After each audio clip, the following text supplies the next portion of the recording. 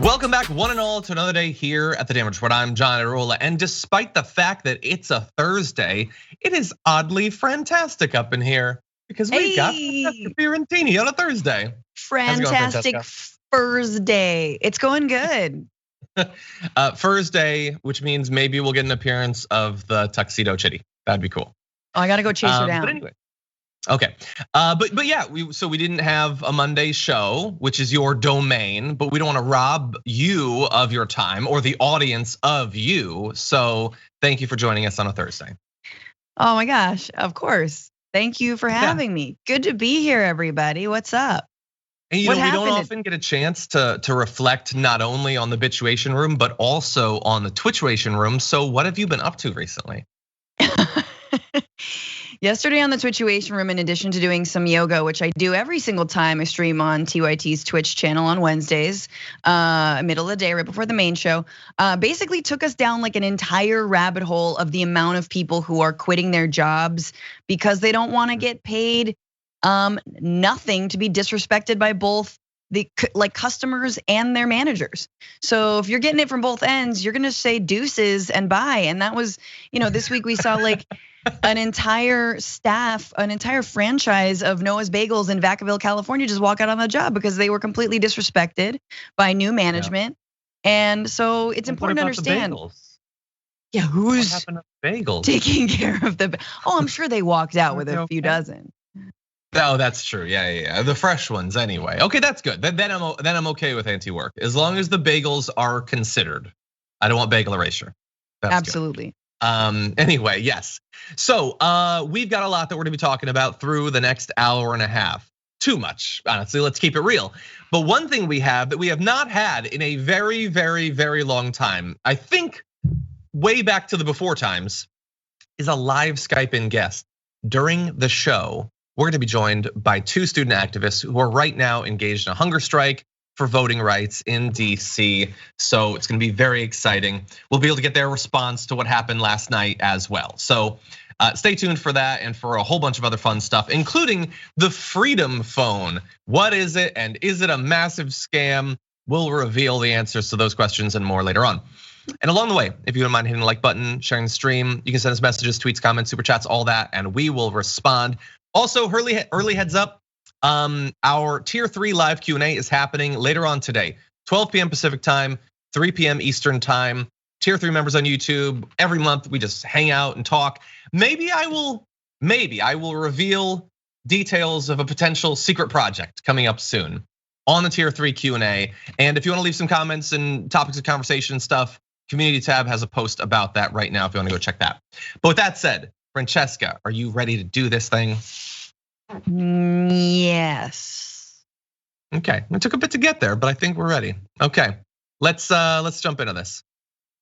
A setback for Democrats on Capitol Hill. What would have been their landmark voting rights bill failed 52-48 in the Senate last night, with 2 Democrats joining all 50 Republicans in opposing a rules change to push it through.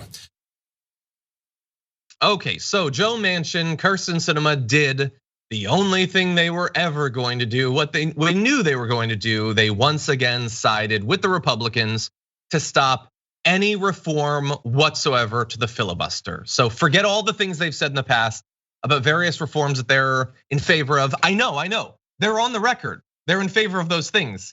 It doesn't matter. They're not going to allow their shield to even be chipped away at. So no voting rights, no anything that would require the Senate's participation. They are against it. Really fast though, Francesca, I do wanna just touch base with, and I don't know who that anchor was, and this is not about him. It's been all over mainstream media.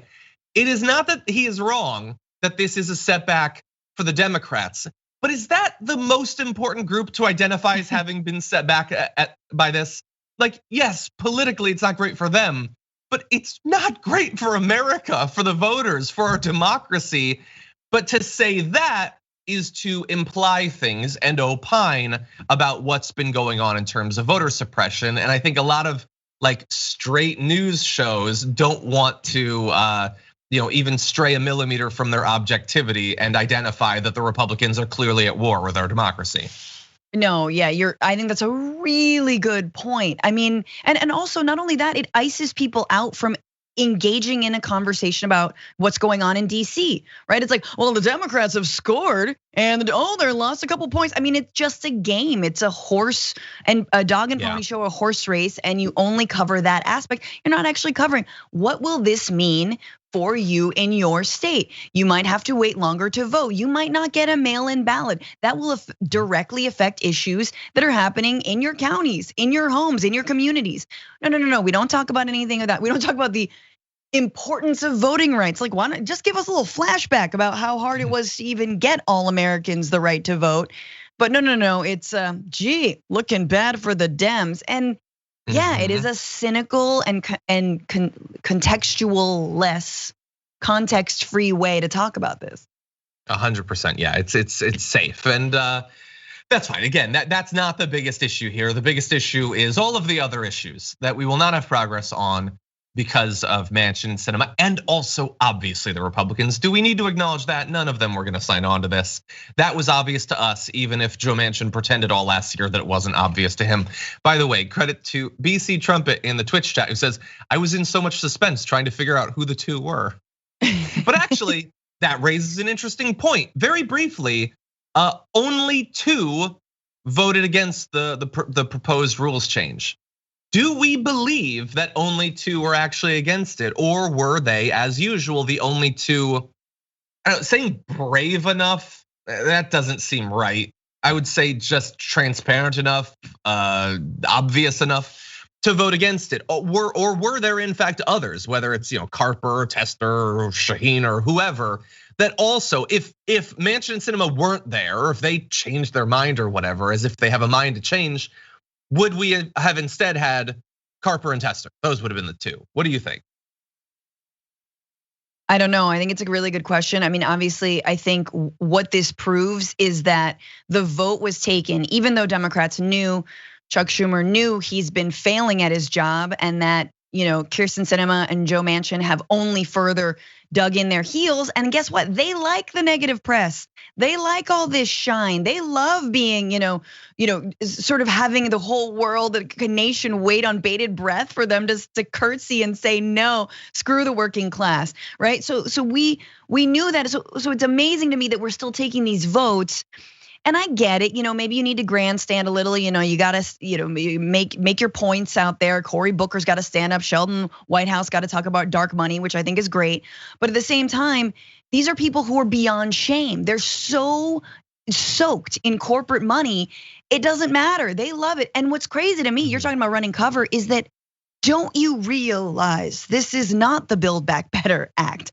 This is voting rights. These are your voters. This is supposedly your base. This is the base that gave you this razor thin majority in the Senate in the first place. And now you're going to deliberately undermine what actually brought you into power in the first place? It boggles my mind. And again, are you paid to lose, or does losing just give you an advantage? I think the issue is that they are paid and they don't much care. And some of them just want to stay for a long time. That's their career path. I want to be here forever.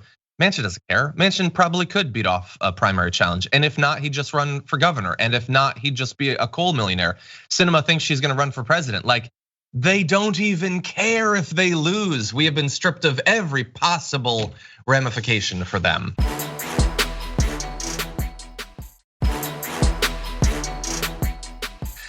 A lot of good stuff being revealed about our system now. Anyway, I want to give you some, we're gonna jump into a video in just a sec. I want to give you some reactions to what happened because there were some good ones and some attempts, by the way, beforehand to get through to them. So let's jump into this video from Bernie Sanders. But this I do not understand. I can understand Republicans, but this I do not understand.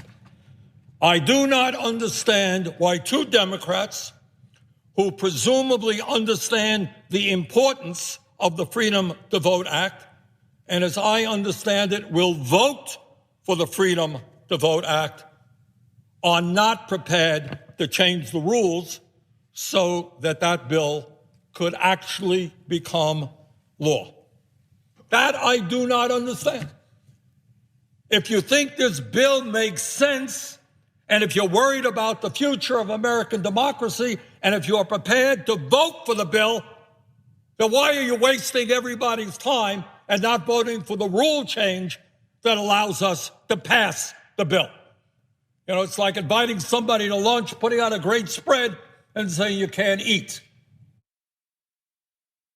It's a very Bernie Sanders analogy there. Yes. And I like what he said, although you could say, is it helpful? Bernie Sanders, he was great, it was fiery, he's right to call them out. Is it helpful to have him delivering a powerful message that is about how he doesn't understand it when the reasoning behind it is there? Would it not be better to, I understand he's a senator and Bernie Sanders will call out people more than a lot of people, but even he has a limit. He's not going to say they are fundamentally corrupt. They do not give a damn about any of their constituents. They're independently wealthy and likely to become more wealthy. They don't care about any of this. Every word they say is a lie. I think that is true, but Bernie Sanders clearly is not going to say that on the floor of the Senate. No, and I think we've talked about this exact thing before. You know, I commend Bernie for going up there. You know, obviously forgot the comb, love it. Old Bernie just getting mad, yelling. You got all the spreads, you got all different kinds of mustards, and you know I love mustard, but I can't eat it. How dare you? You know, I love that. But I just feel like he really likes mustard. But you're right that like, if and when either Bernie Sanders or Joe Biden call out and actually talk about some of the moneyed interests, you know, whether it's the business lobbies in behind the scenes with Kyrsten Sinema trying to get her, you know, like the National Retail Business Association, whatever the hell it was, trying to get her to tank the BBB, you know, whether it's coal companies and Joe Manchin, there is a fear. There is this invisible line that they will not cross because they are afraid. I don't think Sanders is afraid of himself getting his, you know, finances checked up on because the guy's pretty much an open book. I think he's afraid that he will lose some of those other senators that you've been talking about who are maybe being sort of on the fence. And yeah, they take corporate donations. Yeah, they take fossil fuel donations. And yeah, they're kind of worried about the climate stuff and the BBB and whatever. You know, obviously this is not the BBB, this is voting rights. It is different. But you're right that once they start to finger, you know, Manchin and Sinema for those specific donors and donations, you know, all bets are off and they may lose or they're afraid of losing other Democrats. I understand the political calculation. I don't agree with it. Yeah, I agree. I think we understand that. I want to give you just two more responses to what happened. One, a good one, prepare for your blood to boil. But the first, good. Corey Bush says the legacy of Jim Crow is alive and well in 2022. That's all I have to say right now about Joe Manchin, Kyrsten Sinema, and Senate Republicans. I agree. Obviously, we have to say more. It's our obligation and my only monetizable skill. But I agree with her. It is fundamentally that simple. Now, the second is reporter Allison Peckrin says, asked Senator Kyrsten Sinema as she left the floor after casting her vote against changing the Senate rules what she thinks the next steps on voting rights are. Have a nice night, she said.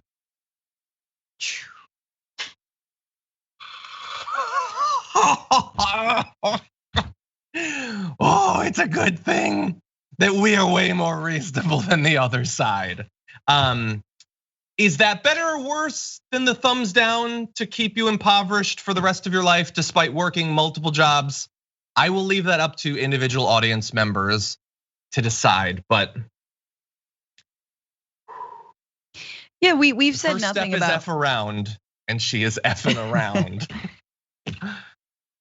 Oh my God, go sell your like Hot Topic brand for women in their 50s.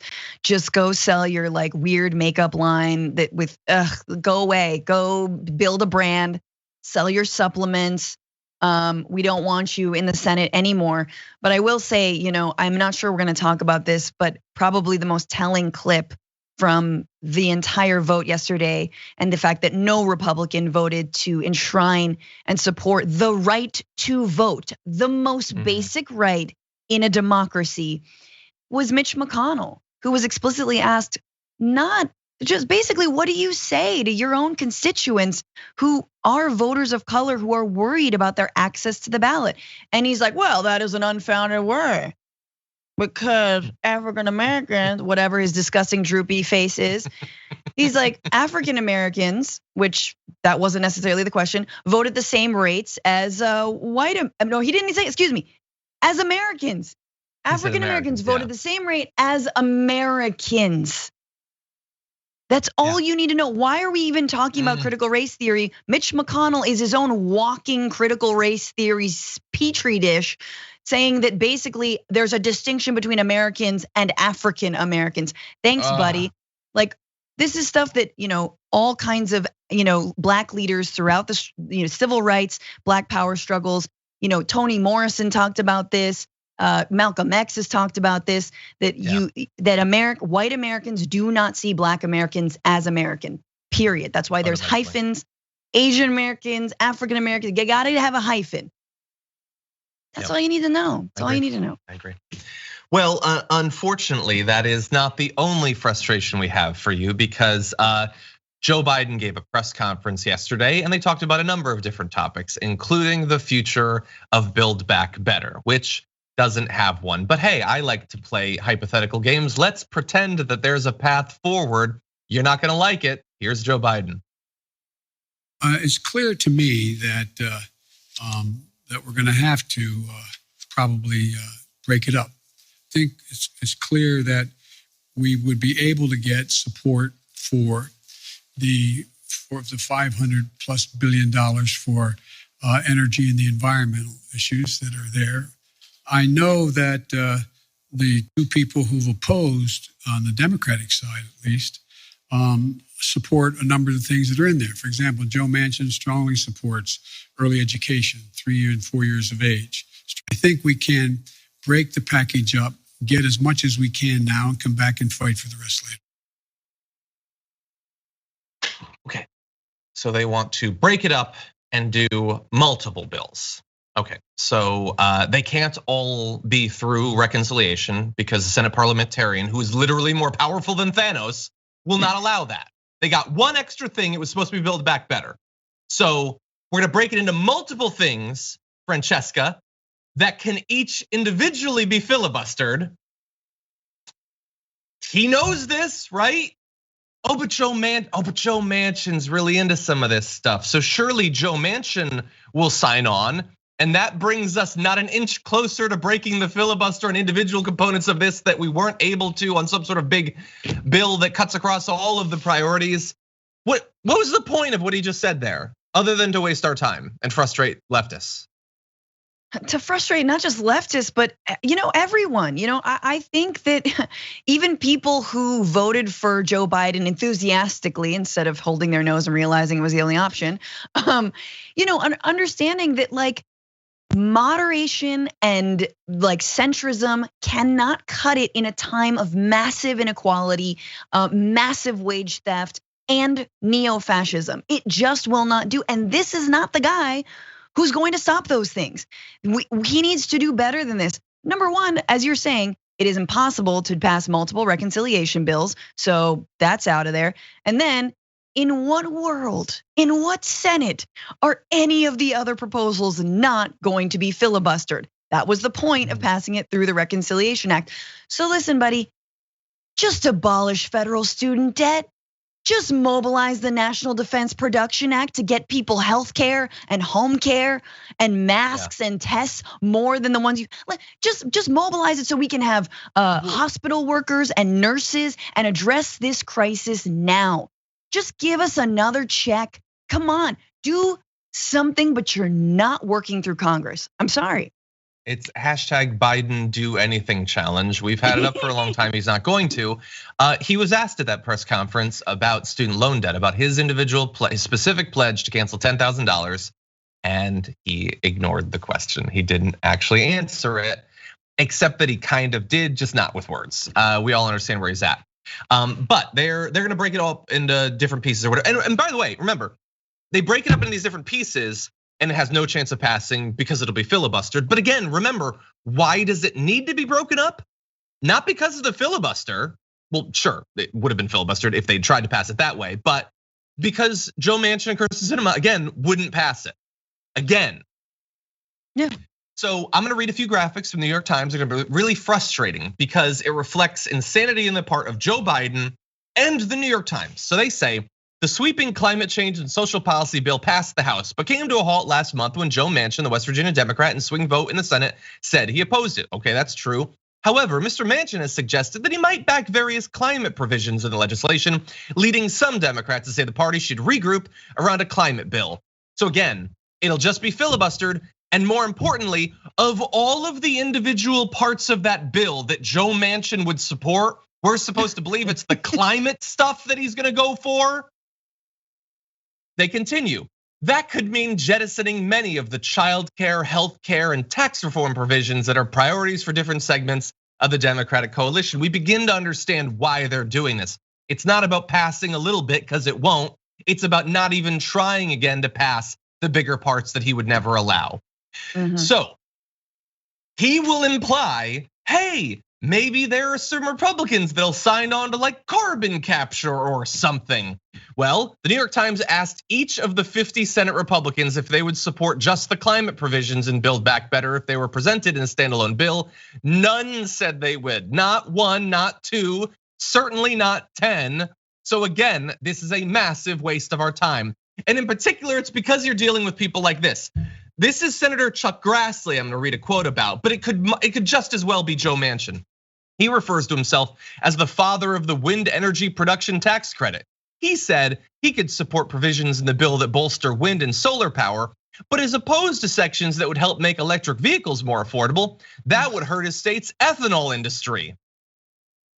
Yeah, it's hate to set the world on fire, but we can't damage Iowa's ethanol industry in the short term.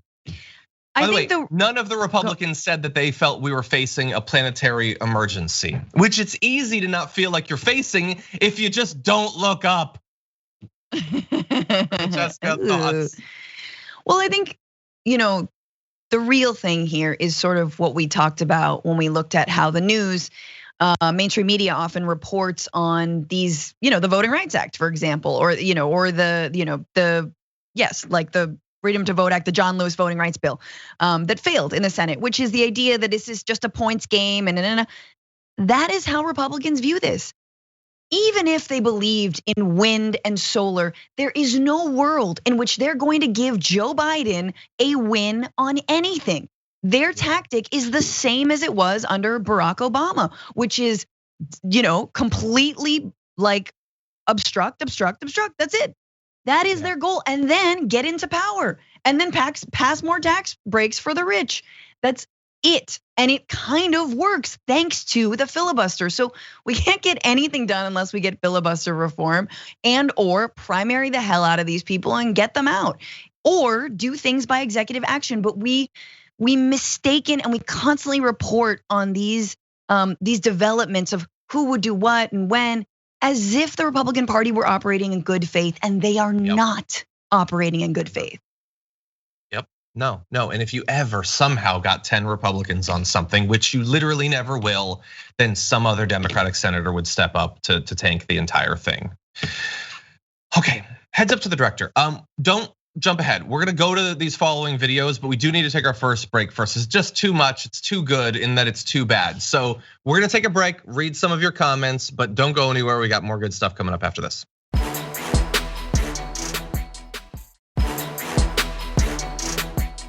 Unfortunately, the break went somewhere. I'm back though. Hello, everybody. Let's jump into some more videos. Now, Biden's agenda has just gone poof, as if a purple titan snapped his fingers. It's gone, and it's gone because of two things. Obviously, unified Republican opposition to literally anything that he might do. Like if he ordered seconds at breakfast, they'd be against it.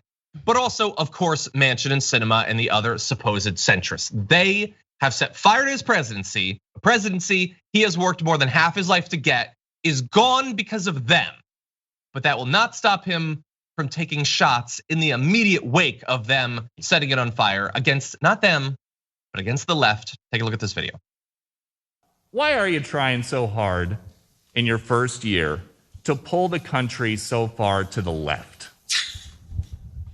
Well, I'm not.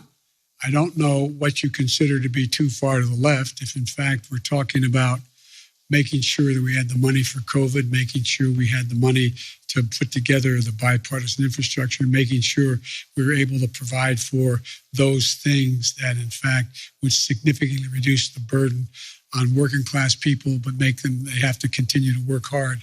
I don't know how that is pulling it to the left. If you may recall, you guys have been trying to convince me that I am Bernie Sanders. I'm not. I like him, but I'm not Bernie Sanders. I'm not a socialist. I'm a mainstream Democrat, and I have been. And mainstream Democrats have overrun me. If you notice, the 48 of the 50 Democrats supported me in the Senate on virtually everything I've asked. Again, like, okay, I'm a little bit more mad at the reporter for that insane question. But again, like I'm not Bernie Sanders. I'm not a socialist. Like he is pitching it as an extreme when the extreme, as you will go on to define, clearly is the two that went against the president and 48 senators and have stopped you from doing literally anything. Like, can you show at least 10% of the disdain for those people, the mainstream moderate Democrats, at least in the eyes of the media, as you do for Bernie Sanders? It's just so needless to take shots at him when he supports your agenda more than you do. He's fought for your agenda more than you do. Don't worry, Joe Biden. We know every day, we know you are certainly not Bernie Sanders, because Bernie Sanders would have a much better response to the idea that somehow helping working people is far to the left, that voting rights is far to the left. Bernie Sanders wouldn't actually argue on a far right talking point like you just got handed there. Bernie would have moved on from that question. Bernie would have actually fought for the people and for voting rights, and would have actually hammered Kyrsten Sinema and Joe Manchin instead of rolling out the red carpet for them in the Oval Office. Bernie Sanders would have had much more of a spine in this moment than you do. So stop showing disunity for your party by throwing your budget chair under the bus. What are you doing? Be a president. You've seen them your whole life on TV. Just act like, well, actually, I would prefer if you not act like most of them, but you've seen some good ones in TV and films. Act like those. But anyway, this is the game of the media. I mean, you saw in that question, why are you being so divisive and trying to pass legislation that the vast majority of Americans want? But it's not just them. Take a look at this question. Ron Klain is going to be asked by Joe Scarborough. Moderation is selling in the Democratic Party. So why is it that it seems time and time again the president has overreached, moved too far left, and has not been able to bring those final two senators home? Well, first of all, I think the president is right in the middle of where the country is. You look at what's in our Build Back Better plan, bringing down the cost of childcare. I think that's a very moderate thing for families. Reducing the cost of prescription drugs, saying you shouldn't have to pay more than $35 for insulin. I think that's an all-American mainstream proposal. So I don't particularly care about the Ron Klain stuff, but like, again, why hasn't he done enough to get Manchin and Sinema? Biden has not had a meal without one or both of them being at the table in 8 months. He spends every minute trying to court them. He is willing to give them literally anything. They're not playing ball, not because they haven't been wooed enough, but because they're fundamentally corrupt. And that is a ridiculous part of what he said. But he started off, Francesca, with moderates are selling. Well, selling out, yes, but the idea that, wait, what, that like people like them more? That it's strategically working for the Democrats? I honestly am not even sure what point he was trying to make there. No, I mean, and that's the whole thing with Joe Scarborough and Morning Joe and a lot of these like Republican lights that are passed off as somehow Democrats or progressive or like, pro-democracy even on channels like MSNBC. I'm sorry, Scarborough is completely out of touch with the American people. And I hate that people watch that show and they somehow think, yeah, moderation is selling. steal that out of Kyrsten Sinema's mouth. She's been using the exact same line of thinking to defend keeping the filibuster in place to shut down voting rights, to shut down the Build Back Better Act, to tank this moderate president's agenda. So what are you even talking about? I mean, kudos to Ron Klain for attempting to answer it, but I hate the way this mainstream media is so stacked in favor of the status quo that is killing us. Yeah. I feel like, can we have, I don't know, some sort of federal regulation for media where you can have millionaires as hosts and all that. It has to say in front of them at all points, millionaire. Imagine if people watching the news like turned on CNN and all day they were reminded that every single one of these people yapping at them is a millionaire at the very least. It reminds me, like they know on some level, but I do not think that they think about it. Like, and honestly, if there's a single person that gets brought on that is earning minimum wage, then show that you're finally putting the spotlight on the working class. I would love to see that. You will go months on CNN and MSNBC without seeing a single person like that. Yeah. There definitely should be. It should be like you guys ever remember the VH1's pop-up video, but for like how much people make who are on TV and how much they're worth? Hold on, I mean, I feel like that's news broke right there. You gotta make that pop-up MSNBC. Oh, that would be great. Show their investments, show who they partied with. Yep. Yeah, they're not our friends. No, there's no more news broke right now, John. It's Situation Room, baby. That's my podcast. Everybody listen to it, please. I'm saying that's your past. You did stuff like that. You can still do stuff like that. That's true. That's true. Anyway, RIP. Okay, with that, let's move on to other things. You could do yoga during it if you want to. I'm saying it. Anyway, with that, let's jump into some other stuff.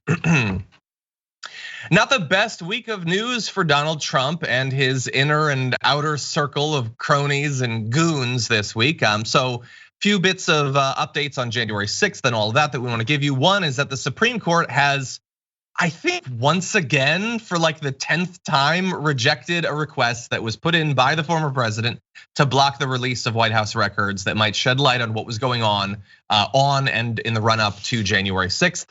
The order, which cast aside Trump's request to stop the House Select Committee, the January 6th Commission, we call it colloquially, from obtaining the records while the case makes its way through the courts, means that more than 700 documents that could shed light on the attack can be transferred to Congress.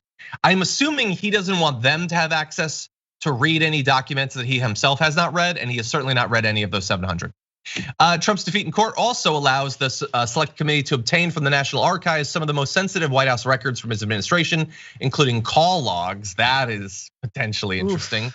Daily presidential diaries, please let me see those, and handwritten notes and memos from his top aides. So again, like I really do feel like they have done this many times at this point, but he keeps trying to stop it, Francesca. And as of right now, the committee is going to get access to some of those documents. Here's the question. How many Diet Cokes did he order within the span of 4 hours while he was watching the insurrection unfold and laughing giddily? Did it go down his nose and he had to he was coughing for a while and he was like, "Get me a napkin," like that, that's what I imagine happening. Here's the thing, Mr. Trumpy. You are not a private citizen when you're the president.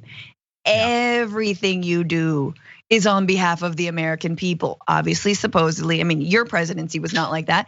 And so we have records of that. But your paper shredders cannot stop that. It's already been done. We done recorded you. Now it's just about, listening to it. Exactly. Yeah, and hopefully maybe eventually having testimony from literally any of these people. They apparently are not going to comply. And so far, it seems like a strategy that the Dems are perfectly willing to let play out. But another update, more have been subpoenaed from the Trump circle. So 2 days ago, we found out that Rudy Giuliani and other members of what is called his legal team, I'm not sure if that's an accurate description of what was being brought to the table, but they have been subpoenaed. So it's him, he's his personal lawyer. You also have Jenna Ellis, who is famous for two things. One, drafting a memo on how Mr. Trump could invalidate the election results by exploiting an obscure law. The other is getting COVID from a Rudy Giuliani fart. You also have Sidney Powell, a lawyer who worked on many of the lawsuits with Mr. Giuliani. Ran an organization that raised millions of dollars based on fake claims that election machines were rigged and is legitimately one of the craziest people in America.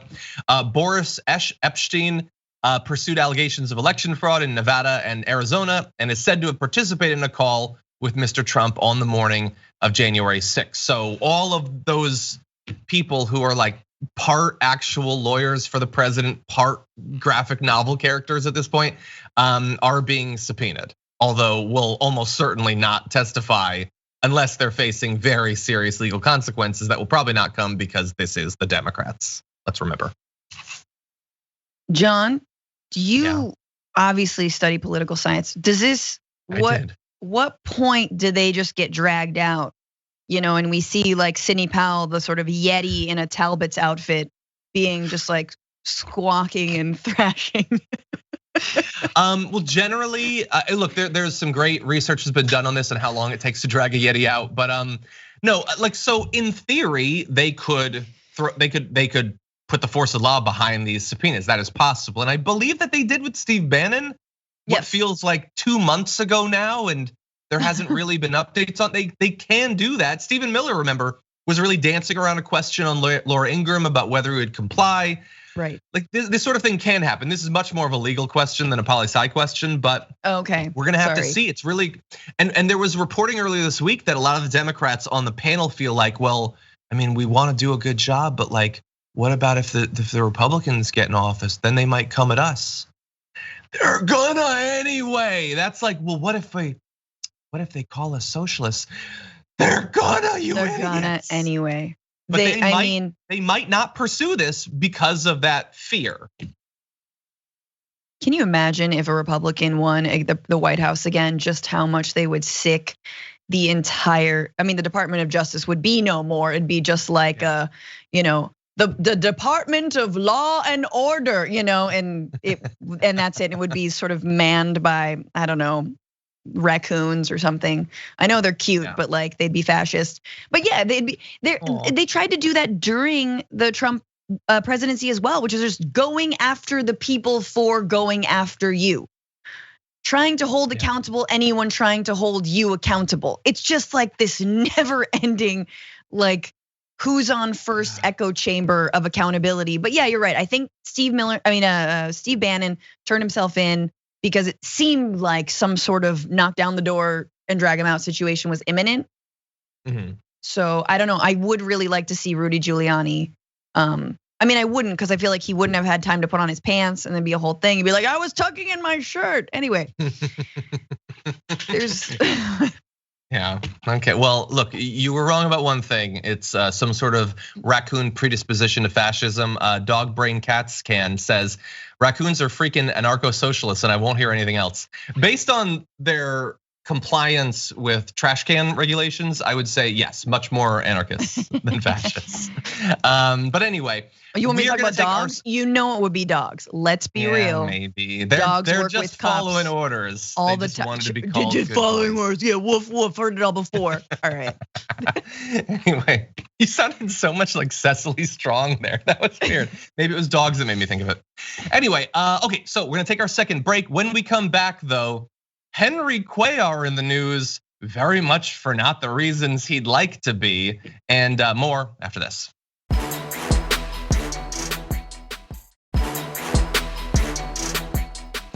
Okay, Franny, let's cover some interesting developments. Henry Cuellar is a Democrat for the most part from Texas in the House who narrowly beat out a primary challenge last time around from Jessica Cisneros. Well, he's being challenged once again. This time, though, it's not just a primary, which is also there. It's also apparently something to do with the FBI, because the FBI conducted what it described as court-authorized law enforcement activity at the Laredo home of Henry Cuellar just yesterday. Agents were also present at his downtown campaign office in Laredo. They put out a statement not saying much, but saying the FBI was present in the vicinity of Windridge Drive and Estate Drive in Laredo conducting court-authorized law enforcement activity. The FBI cannot provide further comment on an ongoing investigation, which is too bad because I want to know. Anyway, his office put out a statement too saying, Congressman Cuellar will fully cooperate in any investigation. He is committed to ensuring that justice and the law are upheld. Anyway, agents worked into the night. At one point, an agent walked in carrying a bag of ice and cases of soda, so fun little party going on. Others grabbed snacks and took them inside. By around 7:30 p.m., a group of agents loaded large bags, plastic bins, and a computer into a federal vehicle. Some agents appeared to be logging the items.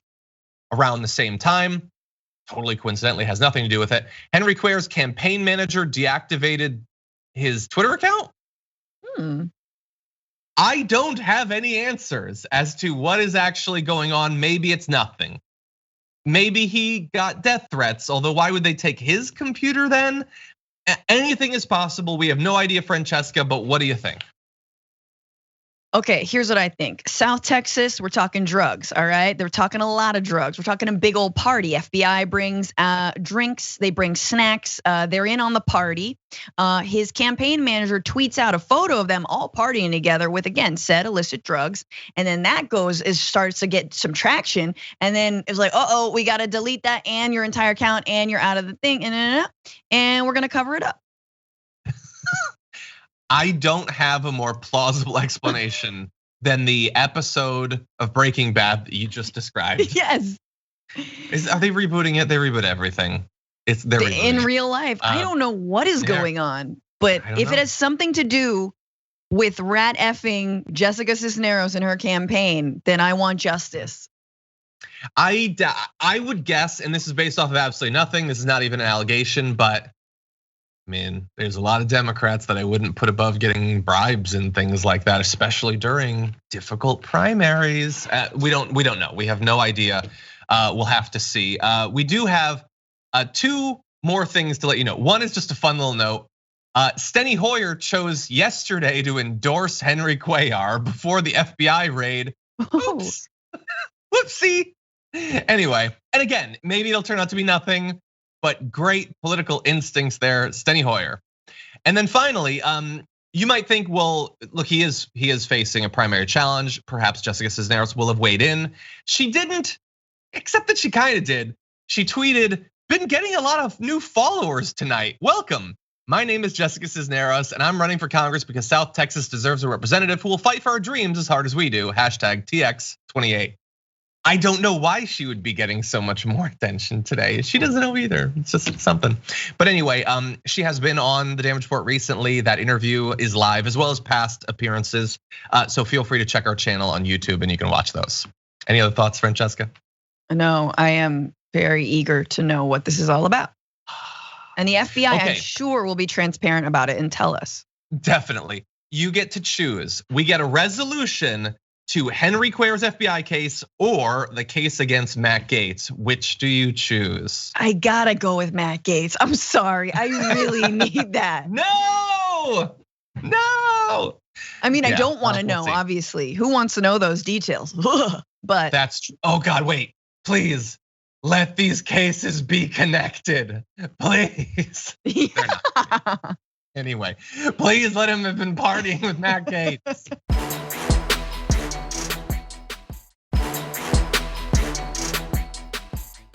Anyway, okay, with that, we have time for one more story. Although I will remind you, when we take our hour-long break at the end of the hour, and then we come back, we're gonna be joined by two students engaging in a voting rights-centered hunger strike in DC. So you're definitely gonna wanna see that. But before that, let's jump into this.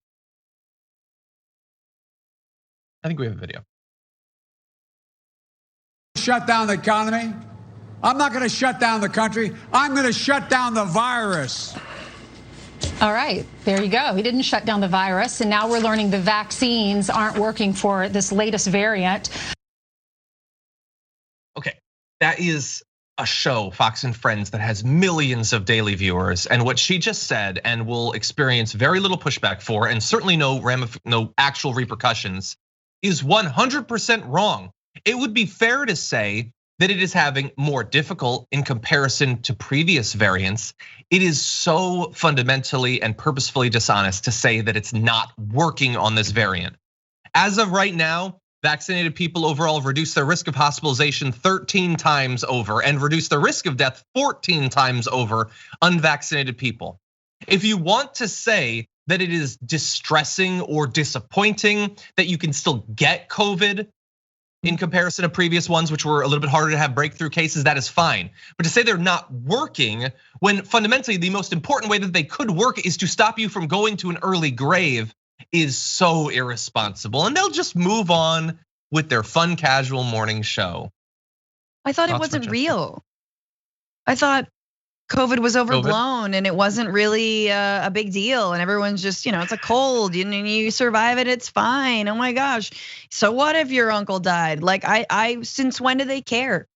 Since when do they care that he promised he would wipe out the virus and then he didn't? But also, here's my honest opinion. Biden should have never said that kind of stuff about the pandemic. Yeah, here's an unprecedented, once in a lifetime global pandemic and I'm gonna wipe it out. No. And the fact that he's doubled down only on the vaccine, which is absolutely something that needs to be promoted in every which way, but is not, say, mandating or allowing for hazard pay or paid time off to get that vaccine, or imploring all the different ways that we can support people to get vaccinated and to take the days off if they need to take a day off from whatever kinds of side effects that they might feel. Like, so again, I hate how arrogant Biden has been about the vaccine and about the COVID and somehow getting it under control, and so kind of pretending that, yeah, man, you put all your eggs in the vaccine basket and it hasn't worked out. And there are breakthrough cases, and absolutely it prevents against severe hospitalization and death. But you need a broader strategy. You need a public health strategy. It can't just be about this one thing. Definitely, yeah, and I think along the way you can acknowledge that we warned about this. We warned about creating a worldwide petri dish that new variants could spring up from that'll either be more deadly like Delta was, or more transmissible and more able to evade vaccine protection like Omicron. We said this, but again, yes, you can't stick with we're just gonna do vaccination. And look, they're sending out tests finally, begrudgingly. They're gonna send out masks finally. On maybe the 2-year anniversary of the pandemic, we'll finally get masks sent to us by the government. That's cool, great success there by the government. But anyway, do not listen to the hype. And we had people, not only claiming that the vaccine didn't matter, that was proven by Omicron, so irresponsible, and not just on the right. But we had people saying that Omicron's not so bad, so pandemic's over. That's how we greeted the new year, was, oh good that Omicron is here because it's not serious, you don't have to take it seriously. Yeah, go tell that to a hospital right now. And people are, once again, we're losing 2,000 people a day again after the pandemic is over. That was Gutfeld, and again, not just people on the right claiming that. And so ask them what they watch on what their favorite show is, and it's going to be Fox and Friends. Exactly. Yeah. So I hope that Ainsley Earhart, whatever the hell her name is, woman who somehow dates Sean Hannity. I hope that. I mean, is she donating to hospitals? Is she gonna go help out? Why don't you get on the front lines and help all the people that you misled as they're sick and dying and on ventilators right now? Yeah. So again, it helps a ton. 2 more important points though to add on to this. One is CDC released new data just yesterday about the effect of the different vaccines. They say Moderna's COVID-19 vaccine provided the most robust protection against Delta infections.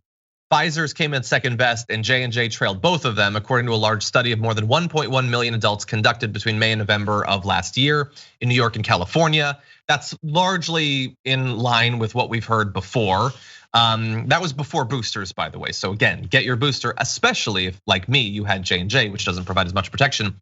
The other is, you've been told potentially, if you watch right-wing media, that COVID's bad or whatever, but the vaccine's much worse. I mean, look at the VAERS database after all.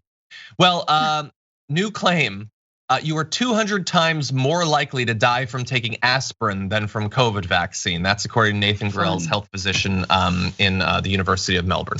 So yes, any medicine can have side effects, including many of the medicines that you take literally every day and you do not break down American society over.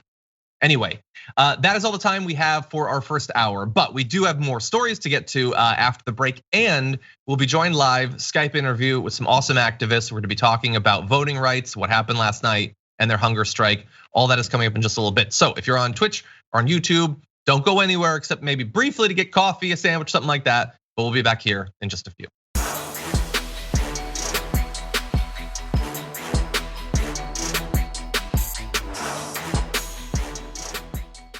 Thanks for listening to the full episode of The Damage Report. Support our work, listen ad-free, access members-only bonus content, and more by subscribing to Apple Podcasts at apple.co/TYT. I'm your host, John Adarola. I'll see you soon.